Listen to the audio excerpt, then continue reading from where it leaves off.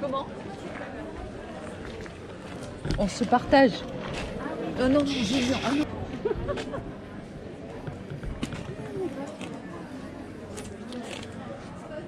Il y en a trop, Et voilà. Il y a trop de choix, il y en a trop. C'est compliqué là. Tout est beau. Et voilà, c'est difficile. Ah ouais.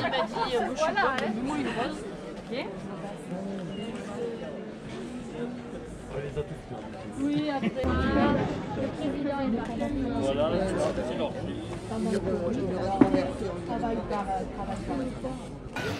Bon. Alain Darbion, la plus grande cruche de tous les temps, va nous dire quelques mots. Ensuite, il y aura 2 intronisations des nouvelles cruches.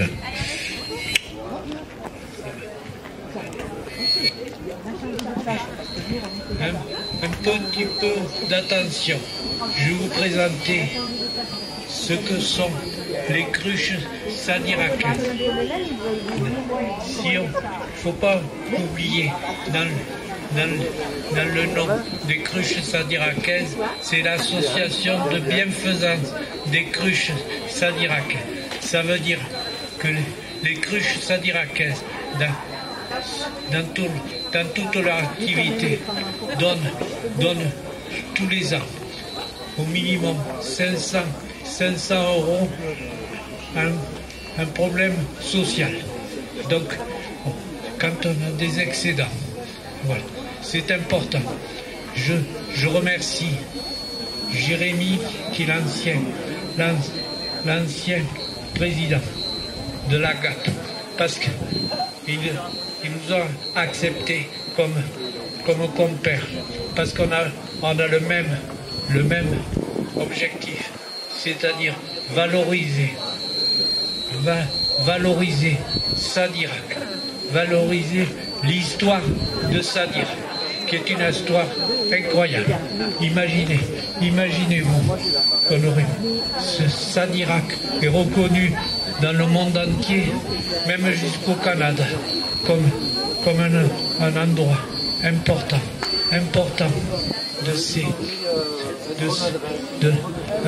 un lieu important de son activité potière. Donc, je suis honoré d'être avec vous au milieu de ce festival qui est extraordinaire, Et donc, je remercie la GAP. Les cruches sadiracaises sont le moyen qu'on a trouvé pour aller porter au loin l'histoire de Sadirac. Donc, quand on fait des intronisations, comme la semaine dernière à La Sauve, à côté de l'abbaye, on a intronisé 2 personnes qui ont valorisé Sadirac. Voilà. Et ce soir, ce midi, on va introniser 2 personnes qui sont pas n'importe qui. Ce qui est important de savoir, c'est que toutes les confréries que je connais demandent de l'argent pour être intronisées. Alors, nous, on ne regarde pas le côté de l'argent. On prend que simplement l'activité qu'ils ont eue, que les gens ont eue. C'est-à-dire, vous nous donnez, si vous nous donnez 10 000 €, on peut peut-être vous introniser par exception. Mais ça veut dire que les gens qu'on va introniser maintenant, ce sont des gens qui ont un profil très particulier. C'est-à-dire, essentiellement, ils se sont occupés des autres. Ils se sont occupés des autres et d'une association. Voilà. Je vais donner la réponse, la parole à Corinne. à Corinne. Une grande cruche. Une grande cruche.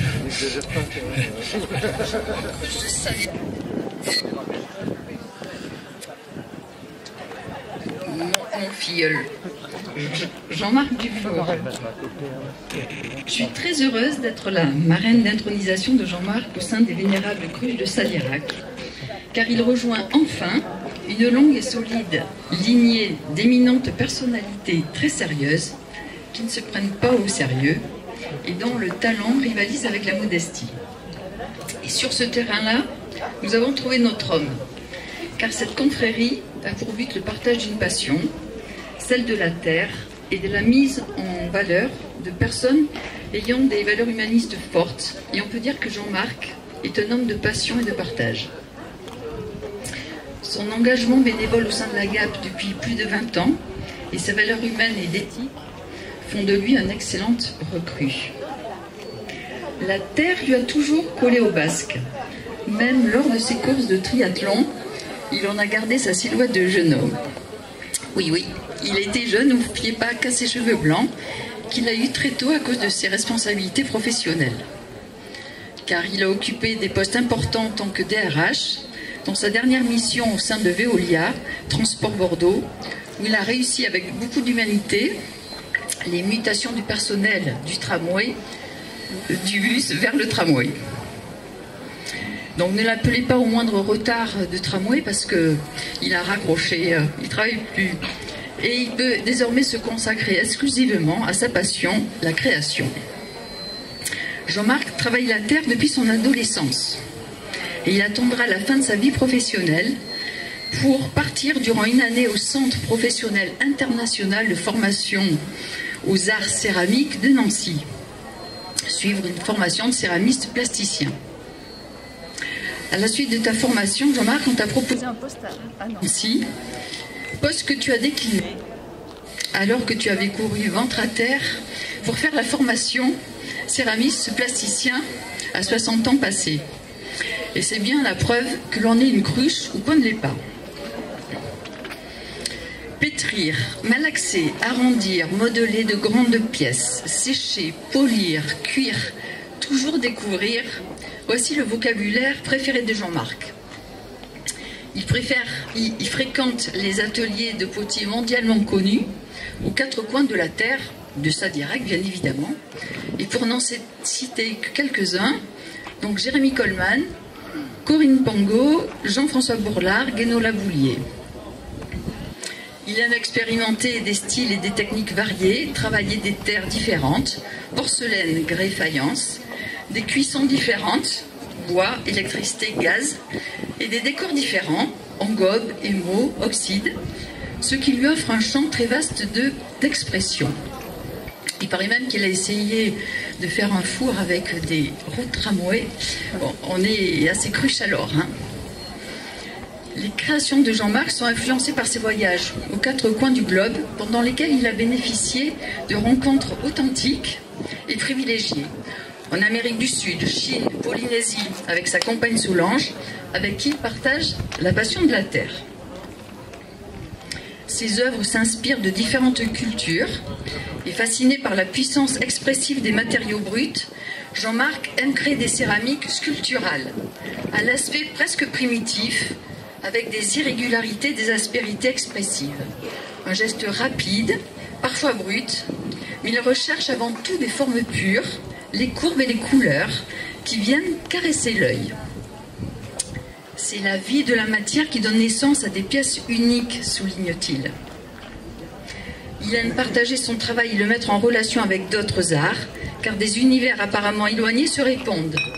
Et il participe donc à de nombreuses expositions depuis 2015, et il reçoit même le premier prix du jury lors d'une exposition annuelle à Cavignac. Mais c'est toujours à Sadirac que Jean-Marc revient, pour des ateliers et comme secrétaire de la GAP pendant une dizaine d'années et encore comme bénévole, toujours aujourd'hui. Il connaît chaque centimètre de la route qui le conduit de Saint-Pierre-du-Palais jusqu'à Sadirac, car vous l'avez compris, la passion des transports et de la terre ne le quitte plus. Alors j'aime beaucoup une expression de Jean-Marc quand il déclare « Avec la terre on peut tout dire ». et elle possède un fort pouvoir d'expression. Et pour lui, la création est une nouvelle expérience à chaque fois, mais aussi un partage. Lors d'une exposition où tu présentais tes pièces avec une artiste peintre, tu disais, cher Jean-Marc, dans la création, on met à jour le meilleur de soi et on se découvre de nouvelles facettes. Alors aujourd'hui, c'est encore une nouvelle facette que tu vas explorer en devenant une vénérable cruche. Car tu déclarais récemment, je me suis fait traiter de tous les noms d'oiseaux, mais jamais de cruche. Et venant de la confrérie des bienfaisances des cruches, je le prends comme un compliment. Eh bien oui, cher Jean-Marc, tu vas devenir officiellement une vénérable cruche, et grande cruche, c'est-à-dire acquise un statut amplement mérité. Et nous savons que tu porteras fièrement ce nouveau titre. Mais félicitations, Jean-Marc. En toute amitié. Maintenant,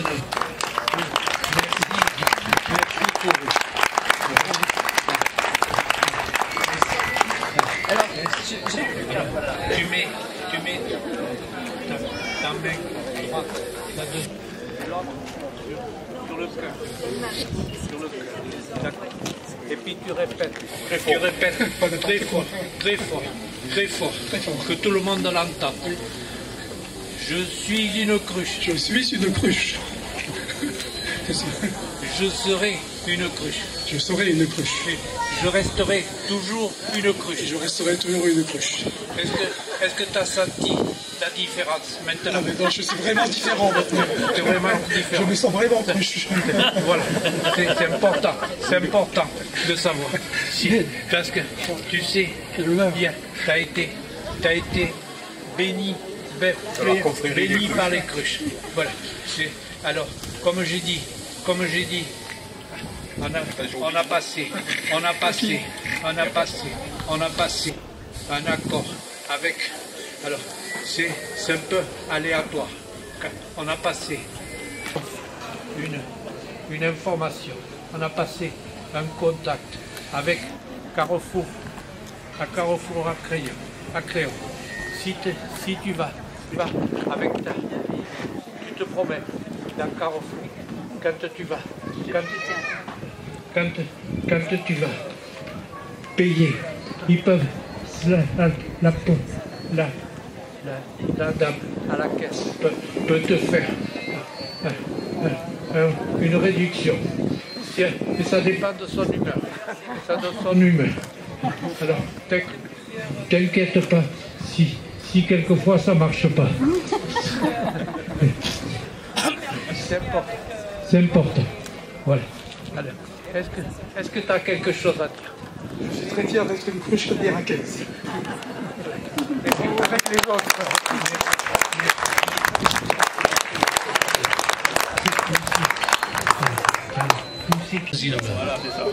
Intronisation. C'est maintenant. Donc la salle se crispe parce que c'est le grand moment encore de Michel Pernaut. Voilà, je peux prendre un peu de place, Alain, à côté de Michel.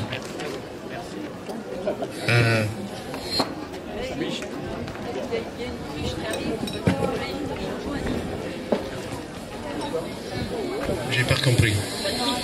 Ah, Patrick Rollet est là? Ah! Bon.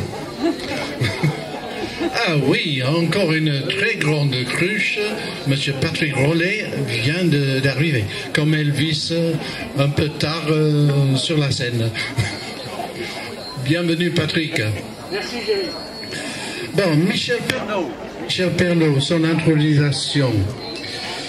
Bon, d'abord, bonjour à toutes les cruches vénérables de cette ancienne commune potière de Salirac, et bonjour au public et potiers présents sur ce beau festival annuel que nous appelons Céramique en fête. Et vous, les cruches, vous êtes encore aujourd'hui plus vénérables que la dernière fois où j'ai assisté à un rassemblement de cette confrérie pour notre gala à la salle Cabrales, et c'est peut-être parce que vous êtes aussi un peu moins alcoolisés. Et Parlant d'alcool, aujourd'hui je vous présente un personnage dont le nom résonne comme une note qui chante d'une belle tradition de la boisson française. Un monsieur Pernot, prénommé Michel. Oui, Michel Pernot, mais avec un T à la fin de son nom de famille au lieu de la lettre de l'alcool célèbre de la société Pernod Ricard. Oui, mesdames et messieurs, en faisant mes premières recherches sur Michel, je suis parti sur le nom Pernod avec un D. Très vite, j'ai été noyé dans ce liquide et je n'ai trouvé aucun Michel Pernod avec un D. Ce n'est pas surprenant car ce Michel Pernod avec un T est quelqu'un de très sobre, très sérieux, très studieux, mais aussi fort que les 40 et quelques degrés de cette célèbre boisson. Et nous pouvons déguster son histoire sans modération. Alors, quelques faits très brefs. Il est né une année après moi. Il est donc encore très jeune et très actif. Son métier est archéologue, spécialiste des métaux et la fabrication des objets en or, cuivre, argent, etc., depuis l'époque préhistorique. Il est monté très haut dans son domaine jusqu'à la direction des recherches au CNRS. La liste de ses publications, de ses recherches et de ses contributions aux conférences est vraiment impressionnante. Et dans le monde académique, il a beaucoup contribué à nos connaissances des techniques de création en métaux des anciennes civilisations. C'est son métier et sa passion. Mais il n'est pas présent ici aujourd'hui comme grand archéologue-chercheur, même si sa réputation dans ce monde est bien établie et redoutable. Car il est monté encore plus haut et il est arrivé au sommet d'une carrière d'exception le jour où il a accepté de tenir le stand de Tombola pendant le festival Céramique en Fête. Il y a 2 ou 3 jours, j'ai parlé à une personne de lui et de la tombola de notre marché de Potier et j'ai expliqué que ça fait des années que Michel Pernod organise ce jeu pendant les 2 jours de notre festival annuel. Le jeune homme avec qui je parlais me dit qu'il n'avait jamais remarqué qu'un homme tenait le stand tombola. Je me souviens d'une très charmante jeune femme, oui, mais je n'ai jamais remarqué qu'il y avait un homme. Bon, cette jeune fille, c'est sa fille Marion, qui vient aussi tenir le tombola avec son papa depuis des années. Et il est plus remarquable visuellement que Michel. Désolé, Michel. Sans Michel, évidemment, il n'y aura pas de Marion. Voilà encore une raison pour introniser Michel comme cruche vénérable. J'ai contacté cette même Marion il y a quelques jours afin de voir quelques détails un peu plus personnels sur son papa. Elle a insisté qu'il a toujours été quelqu'un de très sérieux, très studieux, gentil, travailleur, etc., etc. Un excellent papa. Je ne sais pas combien il a payé pour dire ça, mais un homme qui ne fait jamais de bêtises, un homme apprécié par tout le monde. Je me suis dit qu'il est vraiment trop bon, ce Michel. Sauf pour son frère, l'oncle de Marion, qui n'oublie jamais le jour où Michel, énervé par le comportement agaçant de son frère et pris par un moment de folie, l'a mordu aux fesses. Il a encore la cicatrice, car Michel a bien sûr... On peut la voir, on peut la voir. Les dents... Michel a bien sûr les dents parfaites et une bouche très musclée. Vous remarquez là. Mais il te pardonne, Michel, parce que tu n'avais que 35 ans à l'époque et t'as mûri un peu depuis. Et ensuite, il a l'histoire du chat aussi. L'histoire du chat. Michel a toujours résisté à l'acquisition d'un animal domestique Mais Marion voulait un chat et Michel a fini par céder, mais sans trop d'enthousiasme. Le temps passe, je tourne la page comme Michel, et il arrive le moment où Marion quitte le nid pour faire ses études loin de Bordeaux. Michel décide enfin que le chat non désiré reste chez lui, car au fil du temps, il est tombé sous le charme de ce petit animal domestique et qu'il ne souhaite plus vivre sans lui. Marion, par contre, il l'a laissé partir. Pour résumer, Michel est un chercheur très intelligent, très doué, passionné par ses recherches, très sérieux, avec une belle réputation dans ce monde universitaire. Michel est très fidèle à l'association AGAP et à nos activités liées à la préservation du patrimoine potier de ce village. Et bien sûr, comme vous voyez aujourd'hui, la promotion de la céramique contemporaine. Et il est arrivé aujourd'hui au sommet de ses ambitions sur le stand Tombola. Et il mérite plus que n'importe qui la reconnaissance que nous lui accordons par cette intronisation qui va transformer complètement sa vie. Félicitations Michel. Félicitations Michel Pernaut avec un T et bienvenue à la confrérie des cruches vénérables. C'est pas un thé que je veux, c'est un glaçon. Un glaçon. Michel avec un glaçon. Avec un glaçon. Avec Michel. C'est ta main droite. Voilà. Et l'autre sur le gauche. Sur le côté. Sur ta bouche. Allez. Tu répètes. Avec moi. Fort et clair. Je suis une cruche. Je suis une cruche. Je resterai une cruche. Je resterai une cruche. Et je resterai toute ma vie une cruche. Je resterai toute ma vie une cruche. Allez, est-ce que tu as senti une impulsion? Oui, bien sûr, c'est une grande différence entre avant et après d'être devenu une cruche reconnue par une instance honorable. Honorable. Et c'est important. Ben, est-ce que tu vois la différence entre une cruche à Sadiraquez et une cruche d'ailleurs? Ah, bah bien sûr, les cruches sadiraquaises sont absolument les meilleures avec une réputation internationale, comme ça a déjà été souligné. Et voilà. Je vais te donner la réduction éventuellement que tu peux avoir à Carrefour. À Carrefour. Ça va.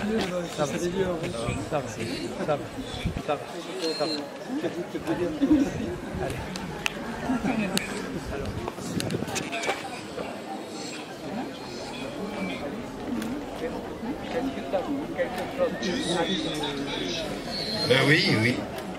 Oui, je suis très ému et très touché d'être crucifié. C'est quand même quelque chose de très important dans ma vie d'atteindre ce degré. Parce que tu sois crucifié que d'avoir une Rolex. Absolument, ça c'est tout à fait ce que j'ai rencontré ici. C'est des gens sympathiques, aimables, qui ont envie de créer, qui ont envie de se faire plaisir et qui ne courent pas après un succès financier. C'est quelque chose de tellement rare maintenant dans notre société que c'est avec grand plaisir que j'ai intégré cette société, cette association des amis des gens de la poterie.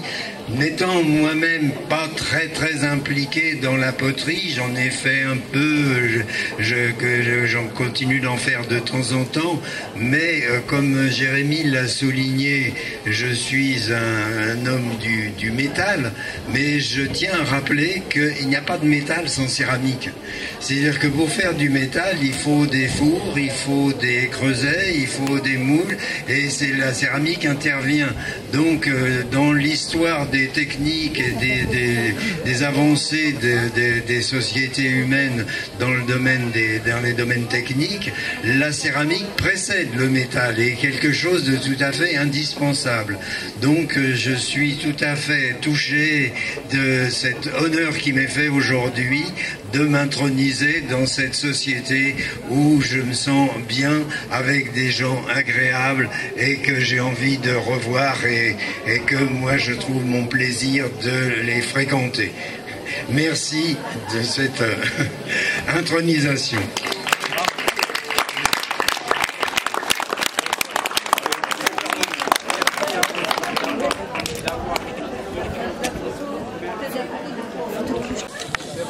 C'est bon pour moi. On sera déjà parti. Je plaisante. Non, non, ouais, elles sont, comme chaque année, si je peux le faire, je vous les donne. Bravo. Félicitations.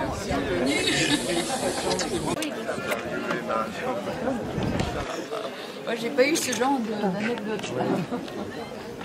Peut-être que t'as mordu personne. Non.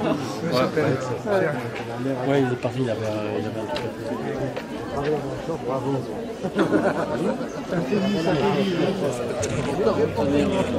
Ouais, mais pour faire en deux, il tape ce coup.